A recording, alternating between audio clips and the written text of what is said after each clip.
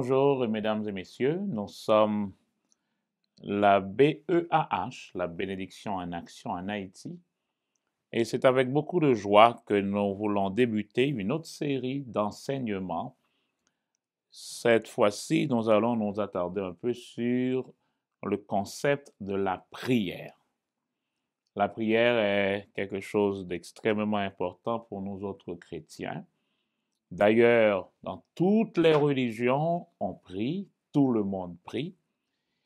C'est quelque chose que l'on pratique, mais le problème, c'est que justement, peu de gens ont le résultat de la prière parce qu'ils ne savent pas en fait c'est quoi la prière et pourquoi elle a été instituée, comment elle a été instituée, quel est en fait son objectif et quels sont les principes ou les lois qui régissent cette activité que nous appelons tout simplement la prière.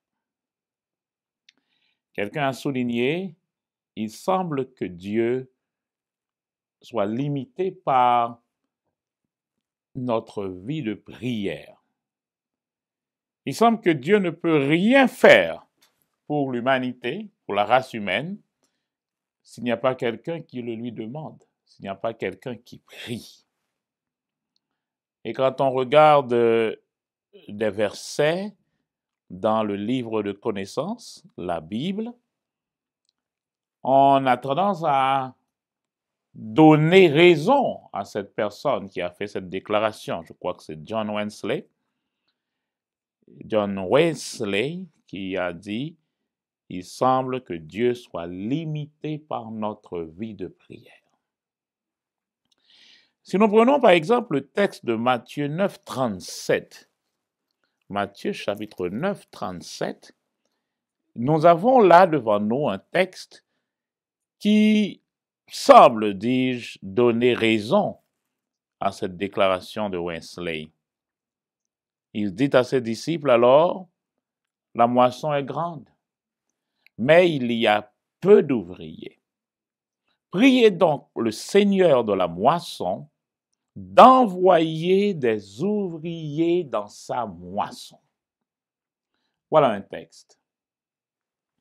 On a tendance à dire, mais attendez, si la moisson appartient au Seigneur de la moisson, et il a déjà constaté qu'il y a un problème, un manque d'ouvriers, pourquoi devait-il demander de prier le maître de la moisson encore pour que lui, il envoie des ouvriers dans sa propre moisson? Pourquoi ne décide-t-il pas d'envoyer tout bonnement des ouvriers dans sa moisson? D'ailleurs, c'est sa moisson. Et c'est lui qui va envoyer en plus les ouvriers. Mais le Seigneur dit, priez donc. Le petit mot donc qu'on a là en grec dit par conséquent. En conséquence, ces choses étant ainsi. Donc, il y a quelque chose qui est établi que Jésus veut respecter. Il ne suffit pas de voir le besoin. Le fait pour le Père, par exemple, de connaître nos besoins. Si nous regardons, par exemple, Matthieu 6, verset 8, regardez. Matthieu 6, 8 dit presque la même chose dans ce sens. Et ne leur ressemblez pas, car votre Père sait de quoi vous avez besoin avant que vous le lui demandiez. Le fait pour le Père de savoir ne signifie pas qu'il va vous donner la chose.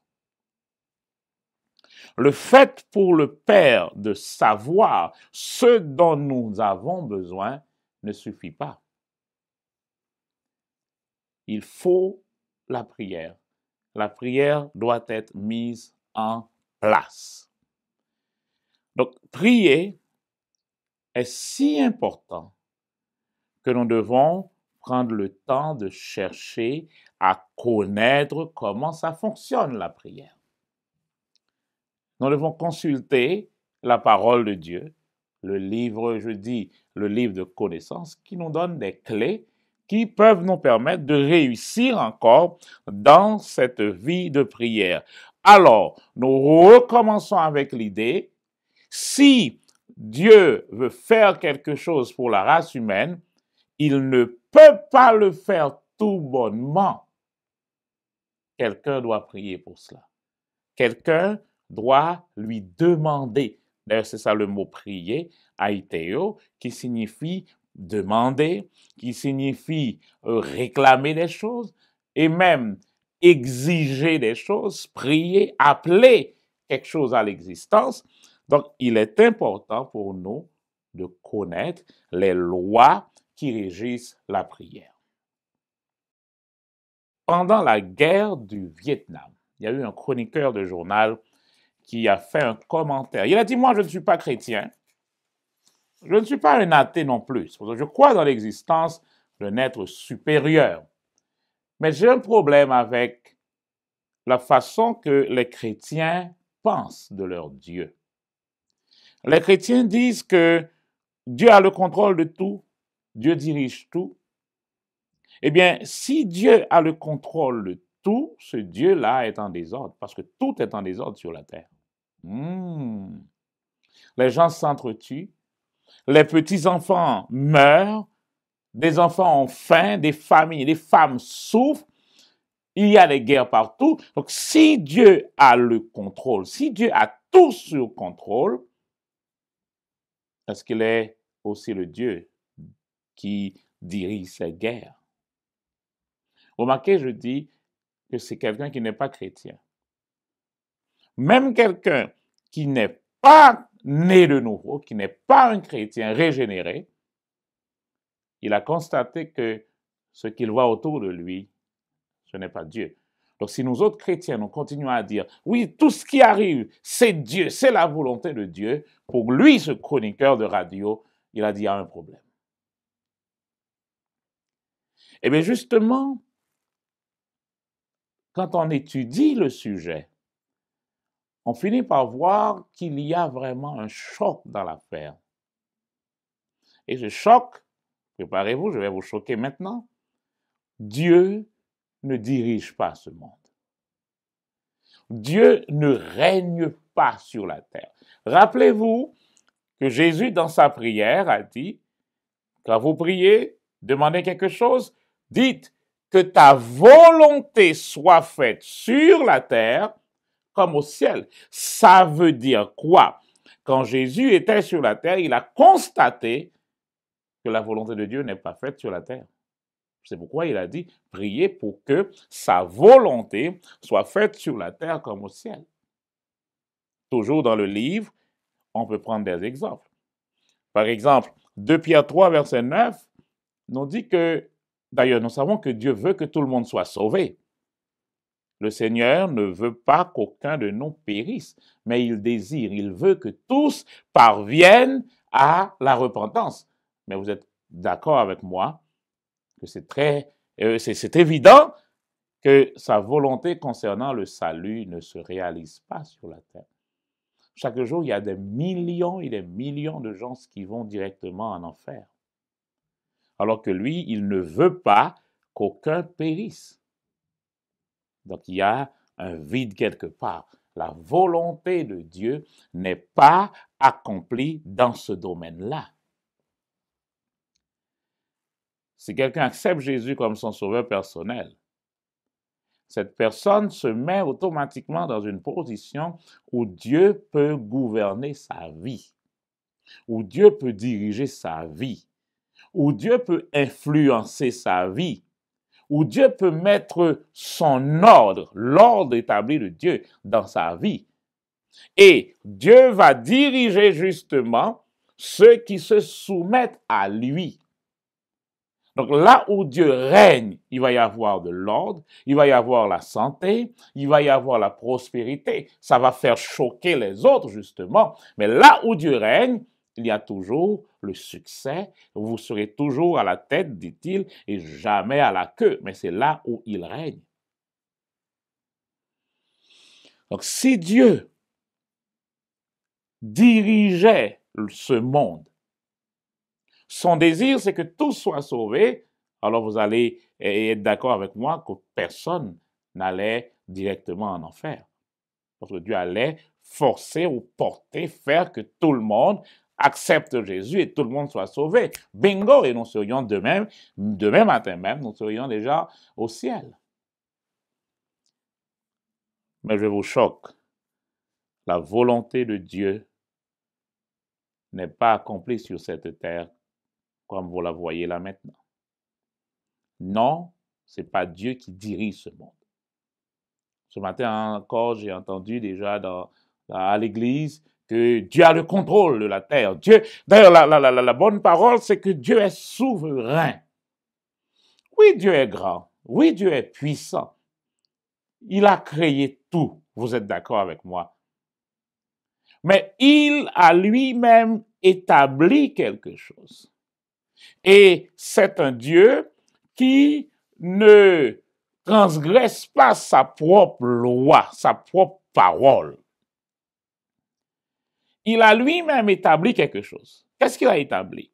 Genèse 1er, 26, 27 dit, « Faisons l'homme à notre image et selon notre ressemblance et qu'il domine sur la terre. » Le mot « dominer » ici, de l'hébreu « rada », ça veut dire gouverner, avoir la domination, fouler aux pieds.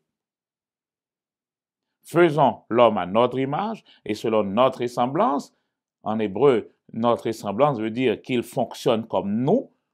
Donc Dieu créa cette race, la race humaine, et il lui a donné la domination. Pour comprendre cela, il faut retourner dans le livre des psaumes, le psaume 8. Au psaume 8, on va regarder à partir du verset 5, nous avons une déclaration. Psaume 8, à partir du verset 5, je lis « Qu'est-ce que l'homme pour que tu te souviennes de lui? Et le fils de l'homme pour que tu prennes garde à lui? Tu l'as fait de peu inférieur à Dieu, et tu l'as couronné de gloire et de splendeur. » Le verset suivant dit « Tu lui as donné la domination sur les œuvres de tes mains. Tu as tout mis sous ses pieds. » Tu lui as donné la domination sur les œuvres de tes mains. Donc, si Dieu donne la domination à l'homme, donc c'est que Dieu n'a pas cette domination. Si ça, c'est à moi, et je vous le donne, du moment où je vous donne cette chose, vous prenez la chose, elle n'est plus à ma disposition. Je ne possède plus cette chose parce que je vous la donne. Maintenant, si je veux utiliser cette chose, je dois avoir votre autorisation pour utiliser cette chose que moi-même j'ai donnée. Et c'est là que beaucoup de gens n'arrivent pas à comprendre. Quand on dit que Dieu ne dirige pas cette terre. Dieu ne domine pas sur cette terre. Le domaine de domination de Dieu, c'est ceux qui, sur cette terre, se soumettent à Jésus. Là, Dieu a une autorisation légale d'intervenir dans leur vie parce qu'ils se sont soumis déjà à la volonté de Dieu, parce que la volonté de Dieu, c'est que tout le monde accepte Jésus. En acceptant Jésus, vous vous soumettez à la volonté de Dieu, et à partir de ce moment, Dieu peut dominer dans votre vie. Et le domaine de Dieu, la partie que Dieu a sur cette terre, c'est vous. Ceux qui ont accepté Jésus comme leur sauveur personnel. Donc ne soyez pas étonnés de voir toutes ces mauvaises choses arriver autour de vous. Pourquoi? Parce que justement, ce n'est pas Dieu qui domine cette terre, qui dirige cette terre. c'est pas pour rien que 2 Corinthiens 4, verset 4 va appeler Satan le Dieu de ce siècle. Vous savez que Satan n'est pas Dieu. Mais comment la Bible peut donner cette appellation à Satan? Parce que justement, le psaume 82 nous avait déjà dit, j'ai dit, vous êtes des dieux. Et là, en parlant aux fils de l'homme, vous êtes tous fils du Très-Haut. Et quand Romains 6, 16 me dit que si vous vous soumettez à un homme ou à quelqu'un pour être son esclave, vous êtes devenu l'esclave de celui-ci. Alors à partir de ce moment, tout ce que vous possédez devient la propriété de votre maître. C'est ainsi que le titre de Dieu de la terre que Adam avait, Adam possédait la terre. Parce que le psaume 115, verset 16 dit, les cieux sont les cieux de l'Éternel, psaume 115, verset 16, les cieux sont les cieux de l'Éternel, mais il a donné la terre, pas à Satan. Il a donné la terre aux êtres humains. Et je vais vous dire une chose.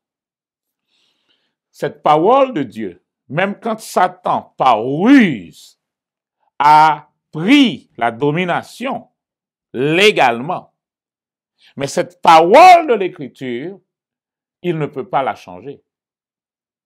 Même quand légalement il est le big boss, mais pour que quelque chose se fasse sur cette terre, ça prend un être humain. Ça prend un homme. Donc c'est pourquoi tout ce qu'il faut, c'est quelqu'un, un être humain, qui arrive à se soumettre aussi à sa parole, soumettre à ses desseins, se soumettre à sa volonté, et là, il peut régner dans le mal. Et tout ce que je vous dis là me permet de vous dire maintenant le pourquoi de la prière. Parce que Dieu a conçu ce système, cette terre, cette planète, l'univers.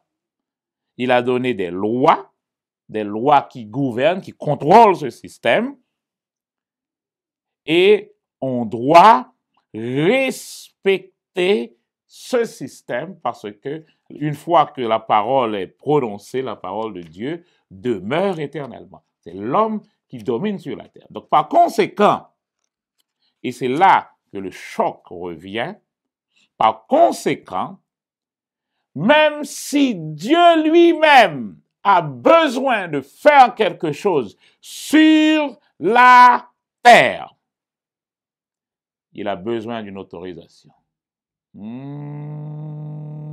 À cause de cette parole, lui-même, il respecte sa propre loi. Lui-même, il respecte sa propre parole. Faisons l'homme à notre image, dit-il, et selon notre ressemblance, et c'est l'homme qui domine, qu'il domine sur la terre. Donc, c'est ça le grand choc des religieux. Ils ne veulent pas ou ne peuvent pas comprendre cela. Si Dieu doit faire quelque chose sur la terre, il a besoin d'une autorisation. Voilà l'objectif maintenant de la prière. La prière, c'est le moyen que l'homme va utiliser pour donner l'autorisation à Dieu d'intervenir dans des choses sur la terre. La prière est née à partir de cette mission que Dieu a donnée à l'homme. C'est l'homme qui domine. Mais l'homme a besoin de sagesse. L'homme a l'autorité, mais l'homme n'a pas la puissance. Il a besoin justement de la puissance de Dieu pour fonctionner. Il a besoin de la sagesse de Dieu. Il a besoin de l'intervention de Dieu dans bien des choses. Et Dieu a le pouvoir, Dieu a la sagesse, Dieu a la force de réaliser les choses, mais à cause d'une parole. Dieu respecte sa parole. Je crois que c'est le psaume 138, verset 2, qui dit « Je me prosterne dans ton saint temple et je célèbre ton nom à cause de ta bonté et de ta fidélité, car tu as magnifié ta parole au-delà de ton nom. » Ça veut dire quoi? Dieu met sa parole au-dessus, magnifié, c'est rendre plus haut. Dieu a donné, a mis sa parole au-dessus même de lui, de son nom. Le nom de la personne, c'est la personne. Donc Dieu, quand il prononce quelque chose, lui-même, il se limite à ce qu'il a dit. Je reprends ceci. Dieu se limite à sa parole. Le psaume 115, nous l'avons lu tantôt. Les cieux sont les cieux de l'Éternel. Tout autant qu'on est au-delà de notre hémisphère, Dieu, sa parole, Dieu dirige, il fait ce qu'il veut. C'est d'ailleurs ce que le texte me dit au verset 3, psaume 115. Notre Dieu est au ciel et il fait tout ce qu'il veut. Mais regardez bien, au ciel. Mais le verset 16 me dit, la terre, il l'a donnée au Fils de l'homme. Or, si la chose est déjà donnée à l'homme, ça veut dire Dieu ne l'a pas. La domination de la terre, Dieu ne l'a pas. L'Apocalypse va nous dire que cette domination va être remise à Dieu. Mais pour l'instant, il y a un ennemi qui dirige la terre. Il y a un ennemi qui va influencer des hommes pour faire des choses mauvaises sur la terre. Et malheureusement, quand on ne connaît pas ça, on arrive à accuser Dieu pour des choses dont Dieu ne sait même pas de quoi vous parlez quand vous l'accusez de certaines choses qui arrivent dans des endroits sur la terre. Donc, la personne qu'il faudrait justement questionner concernant beaucoup des choses, des événements qui arrivent sur la terre, c'est justement l'homme, parce que c'est l'homme qui a reçu l'autorisation de gérer la planète, de dominer sur la terre. Et le texte dit, Genèse 1er, dominer sur les oiseaux, dominer sur les poissons, dominer sur toute la terre, sur tous les animaux, tout le bétail. Donc, quand il s'agit de la planète Terre, celui qui est responsable, qui a l'autorité, et cette autorité est venue de Dieu, celui qui a l'autorité de répondre, de donner et droit, de laisser faire ou de bloquer les choses. D'ailleurs, Jésus viendra plus tard pour dire, vous avez le droit de bloquer des choses. Ce que vous liez sur la terre sera lié dans les lieux célestes, dans les cieux, et ce que vous délirez sur la terre sera délié dans les cieux. Donc, pour vous montrer l'autorité que vous avez. Remarquez, j'ai dit, même après le péché, cette parole que c'est l'homme qui domine demeure.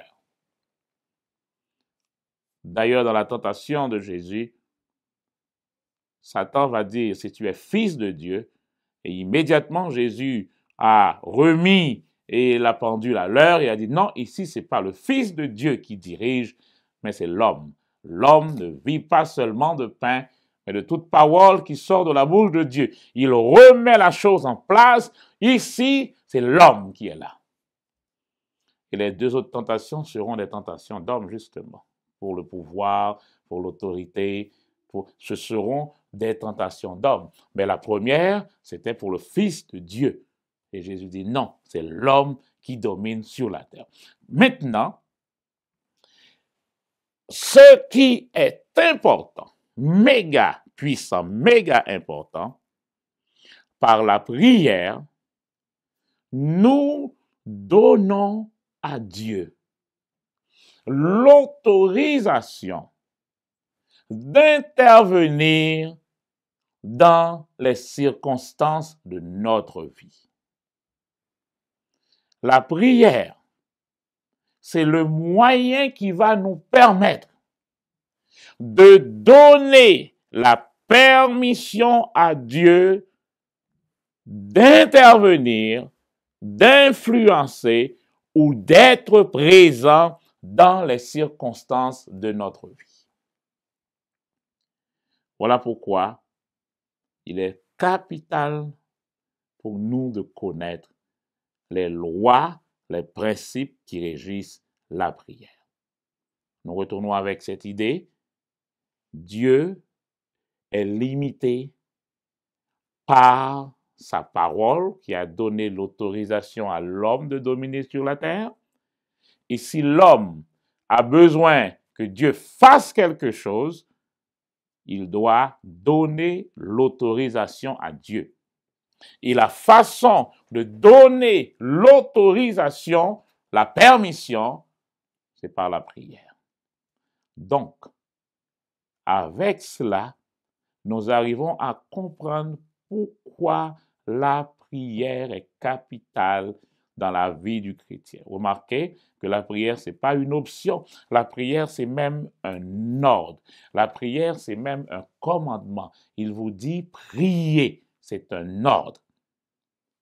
Alors, nous devons étudier ce principe.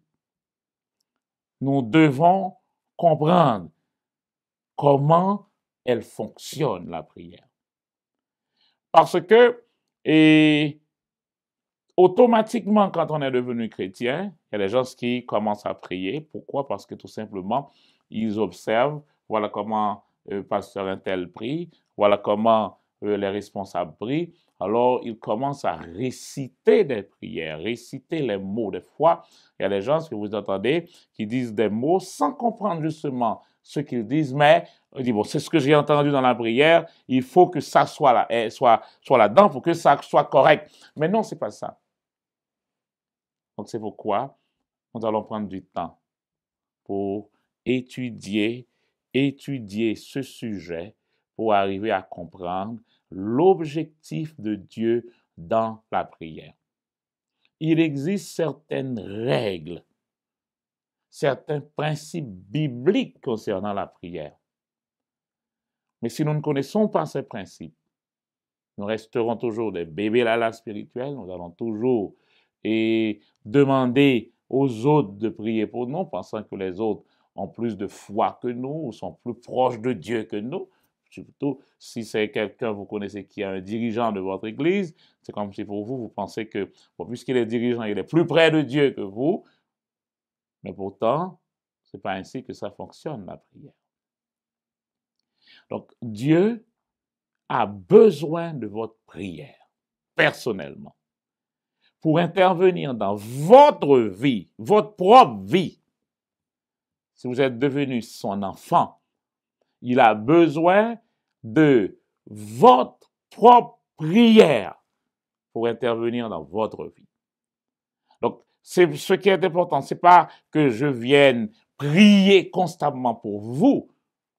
Il est des cas où je peux prier pour vous. On va voir qu'il y a une forme de prière qui c'est la prière de l'accord ou la prière de l'unité, où toute une église peut se mettre ensemble pour prier, on prie l'un pour l'autre, mais dans la majeure partie des cas, c'est à vous de prier.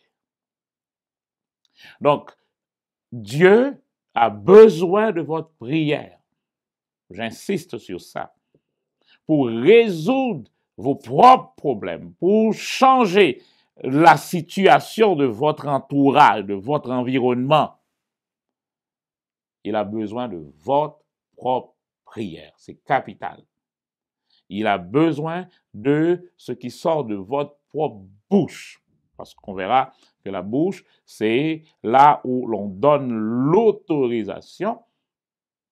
Et Dieu a besoin de votre propre prière pour intervenir dans votre vie. Mais maintenant, on va voir aussi, étant donné que c'est par la prière que nous donnons à Dieu l'autorisation d'intervenir dans les choses sur la terre, les choses qui me concernent, les choses qui concernent mon environnement, qui concernent mon église, qui concernent ma ville natale, qui concernent mon pays, je dois faire partie de cette autorisation, cette prière, pour que Dieu puisse avoir accès à ma ville, accès à mon pays, accès à mon environnement pour changer les choses. Donc la prière pour changer les choses passe par moi. Alors, peu importe ma sincérité, peu importe mon besoin, Dieu a besoin de ma prière personnelle pour intervenir. Cela veut dire quoi? Dieu ne va pas intervenir dans ma vie parce que je suis sincère. C'est très bien d'être sincère. C'est très bien d'être sincère. Vous savez pourquoi? Parce que je peux être sincèrement dans l'erreur. Et à cause de cela, Dieu ne va pas automatiquement intervenir dans ma vie pour me laisser grandir davantage dans l'erreur. Je suis sincère, mais sincèrement dans l'erreur. Dieu ne va pas bouger parce que j'ai des besoins. Sinon, on pourrait utiliser Dieu de n'importe quelle manière parce que le monde est rempli de besoins. Je n'ai pas besoin de vous dresser un tableau. Vous devez tout simplement et regarder autour de vous. Vous allez voir que le monde est dans le besoin. Mais Dieu ne bouge pas parce qu'il y a un besoin. Dieu bouge quand il y a la prière. La prière faite avec la foi. On verra ça un peu plus loin. Oui, votre besoin va attirer l'attention de Dieu. Qu'est-ce que le texte nous dit dans Matthieu, nous l'avons lu? Le Seigneur sait de quoi vous avez besoin. Votre besoin l'attire. Mais le reste du texte dit, avant que vous le lui demandiez, si vous ne demandez pas, même quand il voit vos besoins, il n'a pas l'autorisation d'intervenir. Je voudrais que vous arriviez à comprendre cela aujourd'hui. Même quand j'ai des besoins, même quand je suis sincère, même quand je suis en train de pleurer, de gémir, c'est parce qu'il va porter Dieu à intervenir. Dieu va intervenir seulement quand j'ai prié. C'est-à-dire quand j'ai donné l'autorisation de le faire. Là, il y a le proverbe créole qui dit « méritez pas mandé ». C'est un grave problème. Ce n'est pas la Bible qui le dit. Au contraire, Dieu vous dit, Matthieu 7, verset 7, « demandez et l'on vous donnera ». Cela veut dire, de l'autre côté, si vous ne demandez pas, logiquement, légalement, on ne vous donnera pas. Donc, prier est capital. Par la prière, nous donnons l'autorisation à Dieu d'intervenir dans les choses de la planète. Mais voilà, quand on parle de prier, on pensait que prier signifie prier. On répète des prières, on disait des mots, mais pourtant, si vous allez regarder dans la parole de Dieu, vous allez voir que les disciples eux-mêmes, quand ils ont vu Jésus prier, ils ont dit, c'est quelque chose que nous devons apprendre. Et là, dans Luc 11, verset 1er, on voit les disciples, après avoir remarqué, regardé Jésus prier, je lis, Jésus priait un jour à un certain lieu. Lorsqu'il eut achevé, un de ses disciples lui dit, « Seigneur, enseigne-nous à prier. » Ils ont compris que la prière n'est pas automatique. La prière, c'est quelque chose qu'on doit apprendre.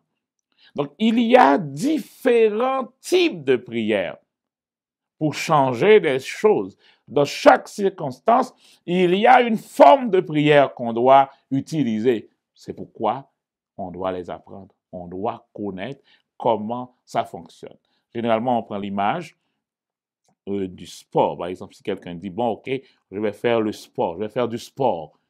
Mais c'est tellement vaste, c'est tellement vague. Est-ce que vous allez faire le football, le basketball, ou la natation, ou l'athlétisme, ou le tennis, le golf?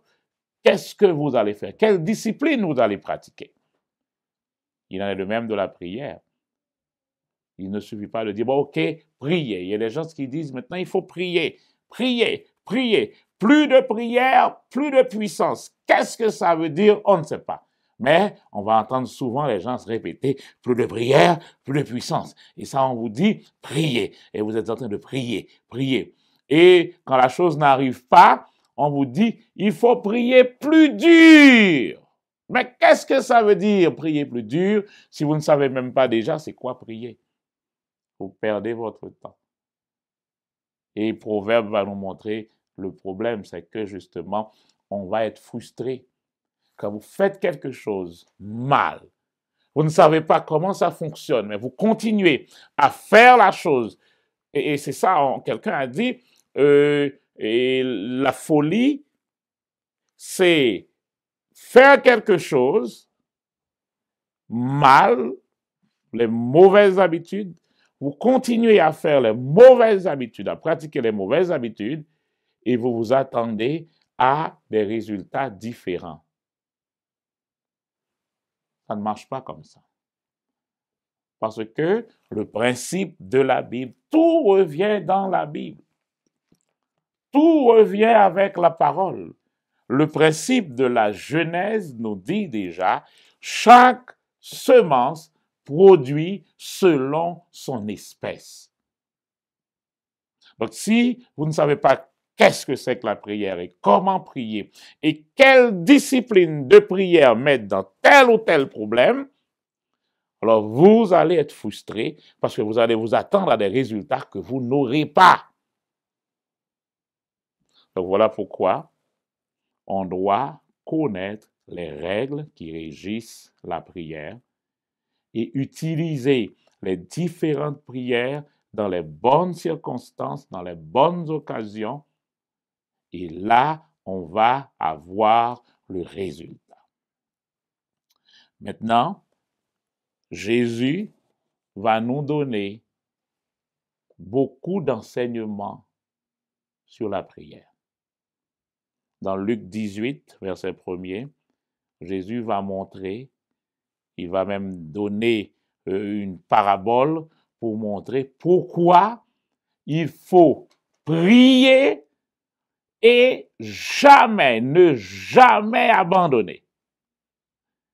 Jamais abandonner. Plus tard, l'apôtre Paul viendra pour dire prier sans cesse, sans s'arrêter. Donc, ça nous demande justement de connaître des choses pour ne pas faire tout ça en vain. Je reprends. La façon pour l'homme, c'est l'objectif de la prière. La prière, vous comprendrez que ce n'est pas juste en fait, c'est pas juste un rituel religieux, c'est pas juste une obligation de ma religion. Donc, je dois prier matin, midi et soir. Je dois faire 7 prières, 7 psaumes, 7 chants. Non, non, la prière, c'est pas juste quelque chose de routine, mais la prière, c'est la façon que l'homme, parce qu'il a autorité sur la terre, c'est la façon que l'homme va donner lui-même autorité à Dieu pour intervenir dans les choses de la vie, dans les circonstances de la terre. Parce que sur la terre, c'est l'homme qui a l'autorisation. De là, on comprendra que la prière est quelque chose qui est essentiel pour le chrétien. La prière est une partie essentielle de la vie du chrétien. Vous ne pouvez pas me dire que vous êtes un chrétien sans connaître l'importance de la prière. C'est pourquoi Je redis, il y a beaucoup de frustration parce que justement, on ne connaît pas la base de la prière. D'ailleurs, dans la vie chrétienne, tout effort spirituel qu'on veut mettre, ça passe par la prière. Parce que la prière, c'est la façon que l'homme possède pour donner l'autorisation à Dieu d'intervenir dans les choses sur la planète. Je vais le redire jusqu'à ce que cela puisse rester dans votre mémoire. La prière, c'est le canal qui relie le ciel et la terre. Voilà. Donc la prière, c'est ce canal qui va relier le ciel et la terre.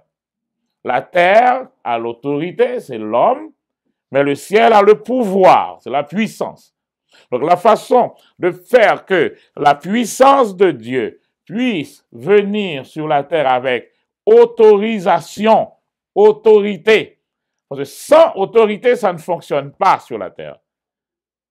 Donc par la prière, j'écris ici prière, la prière, c'est le canal qui relie le ciel et la terre. Donc on comprend que ce n'est pas quelque chose d'optionnel pour le chrétien, mais c'est une nécessité, c'est quelque chose d'essentiel.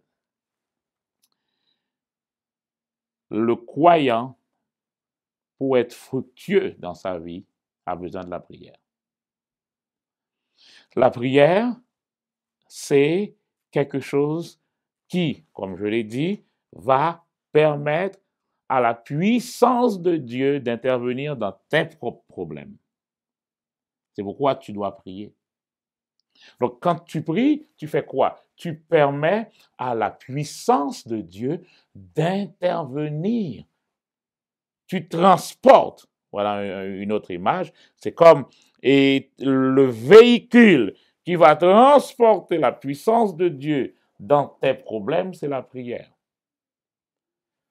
Donc, la prière n'est pas une option. Un ministère, pour réussir, doit passer par la prière. Dans ta vie, il faut la prière. Tu ne peux pas avoir un mariage réussi sans la prière. Tu vas avoir tout, tu vas avoir les finances, tu vas avoir l'affection, mais tu vois, sans la prière, ton mariage est en difficulté. Pourquoi?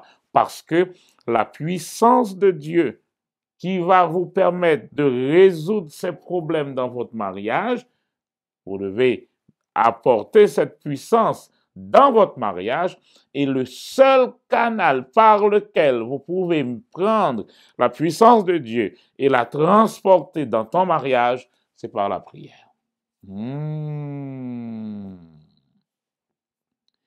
allez comprendre que Jésus, quand il est venu sur la terre comme un homme, il a eu une vie de prière. La Bible nous montre qu'il passait même des nuits en prière. Il était constamment en prière et après la prière, il se lève et là, il va fonctionner, mais avant, il était dans la prière. Pourquoi? Parce que la prière, rappelez-vous, ça permet à Dieu de travailler dans votre vie. La prière, c'est comme ce véhicule qui permet à la puissance de Dieu de faire ce va-et-vient entre le ciel et la terre, dans votre problème, dans votre situation, dans votre mariage, dans votre finance, dans votre pays, dans votre ville. Et la prière, c'est ce canal qui va vous permettre de rester, écoutez ceci, la prière va vous permettre de rester concentré sur Dieu.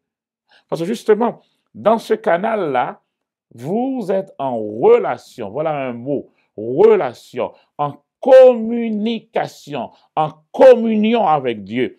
Donc, et là, quand vous êtes en communion avec Dieu, et s'il y a une chose que Dieu aime, c'est cette communion. Enfin, nous aimons servir Dieu, des serviteurs de Dieu. C'est très bien. Mais Dieu a besoin de plus que ça.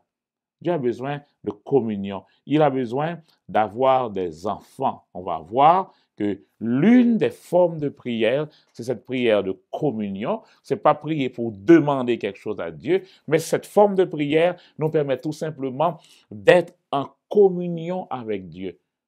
Voyez, quand un enfant est venu vers son père, il n'est pas venu pour lui demander de l'argent, il n'est pas venu pour lui demander quoi que ce soit, il est venu juste parce qu'il veut être avec son père. Vous savez comment ça vous réchauffe le cœur?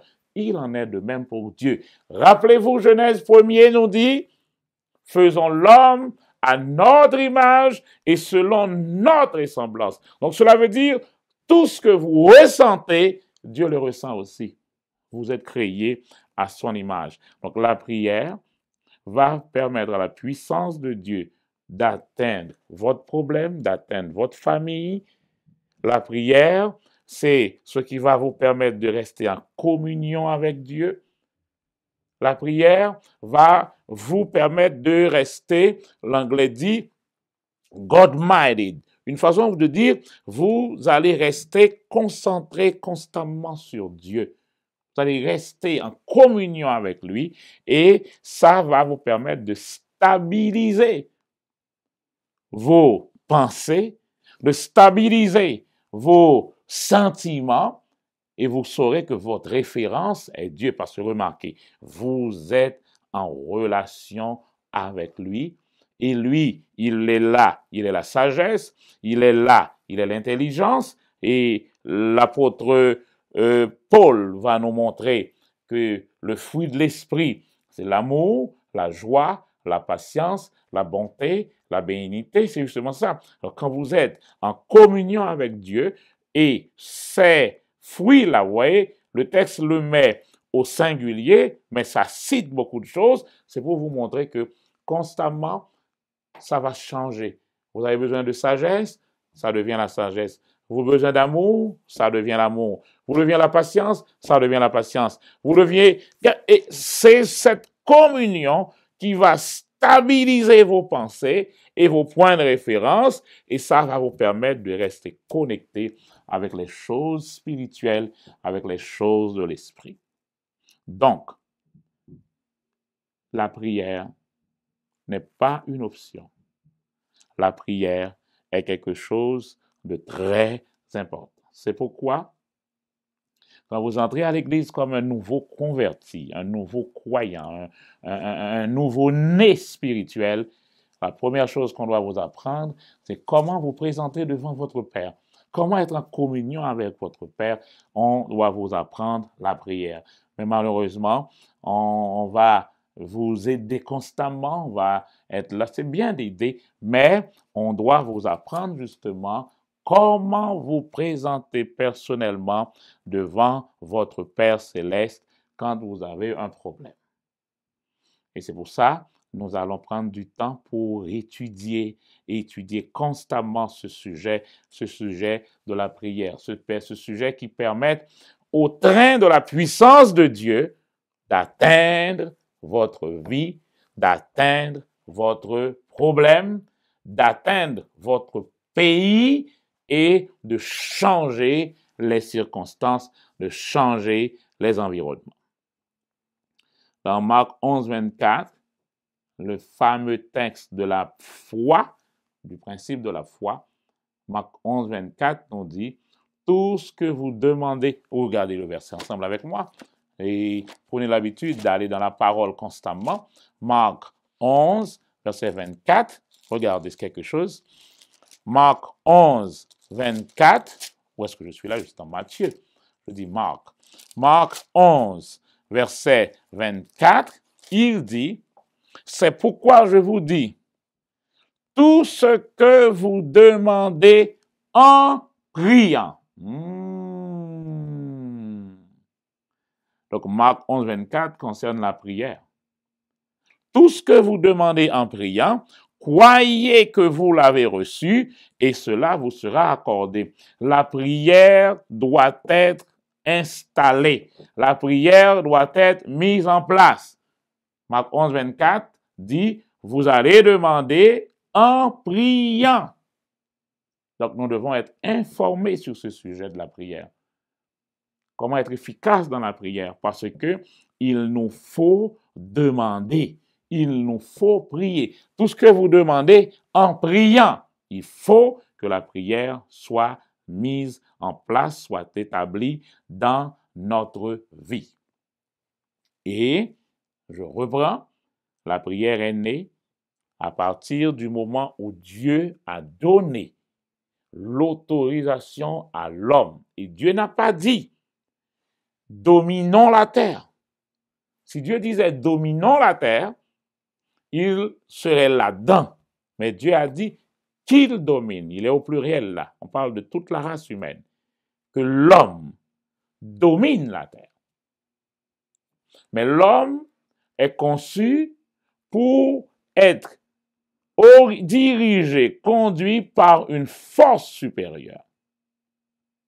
Il doit avoir sa volonté, mais il est conçu pour être guidé par une force supérieure, et c'est pourquoi, quand l'homme est connecté avec la puissance de Dieu va lui donner la sagesse, la puissance de Dieu va l'aider dans ses choix, mais rappelez-vous, c'est l'homme qui doit agir, qui doit choisir. Maintenant, la façon pour nous de rester branchés avec cette source de sagesse, cette source de connaissance, c'est Dieu. Quel est le problème? Le problème est justement quand le péché est entré dans la scène. Quand le péché est entré dans la scène, qu'est-ce qui se passe maintenant? La force du mal va vouloir dominer l'homme. Je dis toujours que Dieu ne possède pas l'esprit de l'homme. Bon, par contre, un mauvais esprit, quand il arrive, il possède votre esprit. Vous entendez souvent, on dit, il est possédé par un mauvais esprit. Mais on n'est pas possédé par l'esprit de Dieu. Ce qui est beau dans l'affaire, c'est que Dieu met toute sa puissance à notre disposition, mais il n'efface pas notre volonté. Donc, le choix doit venir de nous. Donc, quand nous choisissons de plier notre volonté à la volonté de Dieu, parce que nous avons découvert que ce que Dieu veut, c'est notre bien. Ce que Dieu veut, toujours, c'est notre bonheur. Donc, nous décidons de soumettre volontairement notre vie à Dieu. À partir de ce moment, il va nous guider. Voilà le mot. Le Saint-Esprit ne vous possède pas. Mais il sera là, le texte me dit qu'il est un paraclet. Il sera là comme un guide, il sera là comme un conseiller, il sera là comme un professeur, il sera là comme un stand-by, il sera là pour vous aider dans vos faiblesses. Il va vous aider dans vos faiblesses. Mais il ne va pas prendre et faire les choses à votre place. Pourquoi? Parce que la parole de Genèse dit, c'est l'homme qui doit dominer. C'est ce que Dieu veut. Quand c'est ce qui arrive, ça fait la gloire de Dieu, parce que c'est sa parole.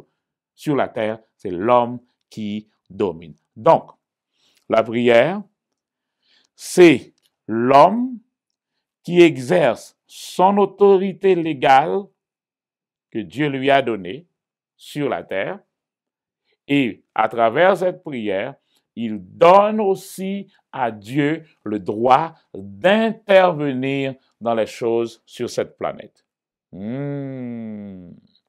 Donc, la prière, c'est la façon que le ciel possède pour intervenir dans les choses de la terre. Donc, c'est pourquoi Dieu a besoin de ta prière personnellement. Vous voyez, je m'adresse à toi directement. Dieu a besoin de ta prière. La prière, ce n'est pas juste une activité, juste une obligation. Et regardez, la prière, ce n'est pas juste demander à Dieu de faire ce que vous voulez, j'insiste là. La prière, ce n'est pas, j'ai un moyen maintenant de demander à Dieu de faire ce que je veux. Non, ce n'est pas ça. J'ai dit que la prière, c'est le moyen que nous avons pour permettre à la sagesse de Dieu, à la puissance de Dieu d'intervenir. Mais maintenant, la prière n'est pas là pour changer la volonté de Dieu. La sagesse serait de connaître la volonté de Dieu. Et c'est à partir de ce moment qu'on va commencer par comprendre comment ça fonctionne la prière. La prière serait, la sagesse, dis-je, serait de comprendre comment ça fonctionne avec Dieu. Et maintenant, de donner à Dieu accès pour que sa volonté, je retourne avec Jésus, pour que sa volonté puisse s'accomplir sur la terre, dans ta vie, dans ton environnement, pour bloquer les puissances du mal qui sont là pour détruire, pour bloquer l'influence des mauvais esprits sur la vie de vos enfants, sur la vie de votre femme, sur la vie de votre mari, pour bloquer l'intervention des mauvais esprits sur les dirigeants de votre pays, parce que là, ils vont prendre des décisions qui sont contraires à la volonté de Dieu pour détruire ceux que vous aimez. Donc, par la prière, nous verrons ça plus tard, vous allez pouvoir donner accès, parce que Dieu ne peut pas avoir accès à ses présidents directement. Il ne peut pas avoir accès à ces hommes méchants directement. Donc maintenant, il faut quelqu'un sur la terre pour faire cette demande. Il faut quelqu'un sur la terre pour que l'intervention de Dieu, à quelque niveau que ce soit légale. Donc ça prend quelqu'un qui connaît le principe de la prière. Donc, quand on connaît les principes de la prière, on peut communiquer avec Dieu et on va voir justement des résultats. Quels sont ces résultats qu'on verra? La prière va transformer votre vie et la prière va transformer des vies autour de vous. La prière va changer les circonstances. Il y a des circonstances, justement, quand il y a des gens qui connaissent les principes, qui prient, on va voir qu'il peut y avoir des changements dans les circonstances. La prière va vous donner la paix dans des moments difficiles, dans des situations, parce que vous êtes en communication, en communion avec Dieu. Et avec Dieu, il n'y aura pas de stress. Avec Dieu, il n'y aura pas de casse-tête, dit-on. Avec Dieu, vous serez toujours en paix. Regardez, le texte me dit dans Philippiens, ne vous troublez pas, ne vous inquiétez de rien. Mais en toute chose, faites connaître vos besoins à Dieu par le canal, par la prière, par des supplications. Le mot supplication ici indique une prière sincère et des pétitions, des prières sincères avec action de grâce. Maintenant, regardez immédiatement qu'est-ce qui arrive. Et la paix de Dieu qui surpasse toute intelligence va intervenir. Donc, la prière va vous permettre de rester en paix au milieu des épreuves. La prière va vous permettre, au milieu des difficultés, d'être toujours vous-même serein. Parce qu'il y a une chose que vous savez.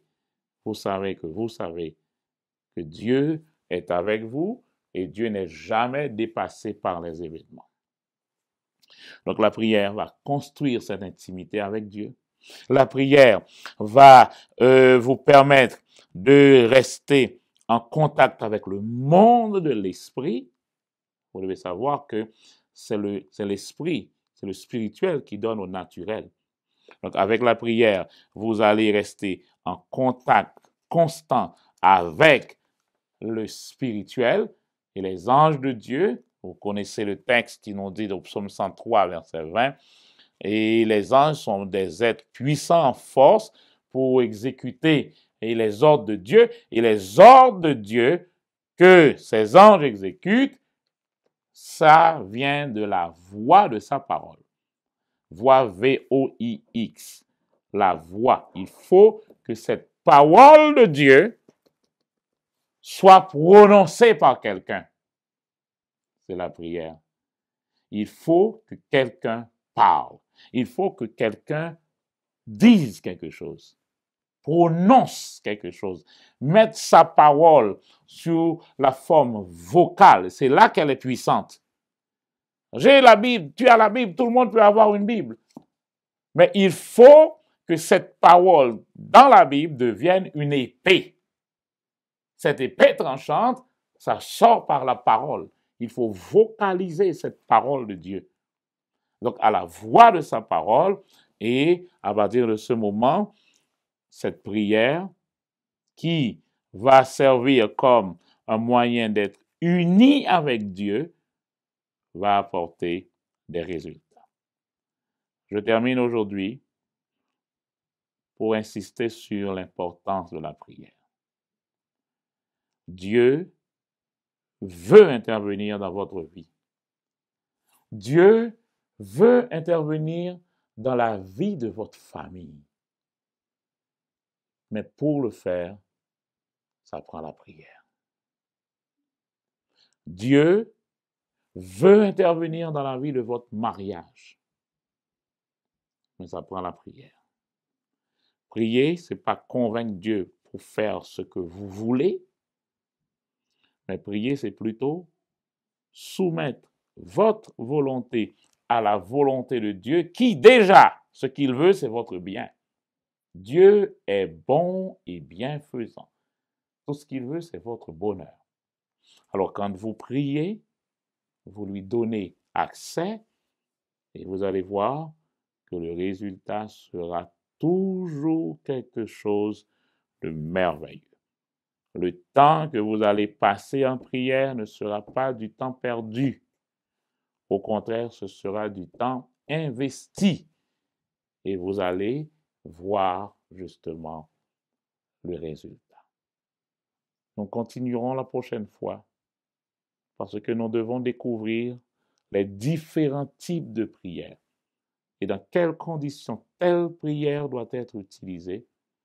Et quand on connaît tous ces principes, on va voir que la prière ne sera pas, une vie de prière ne sera pas tout simplement quelque chose d'ennuyeuse. Au contraire, quand on découvre les secrets de la prière, ça devient quelque chose de tellement merveilleux parce que ça vous met en contact direct avec le ciel. Vous savez, des fois vous chantez « Je vis au ciel déjà sur cette terre ». Et bien, c'est exactement ce que la prière peut faire.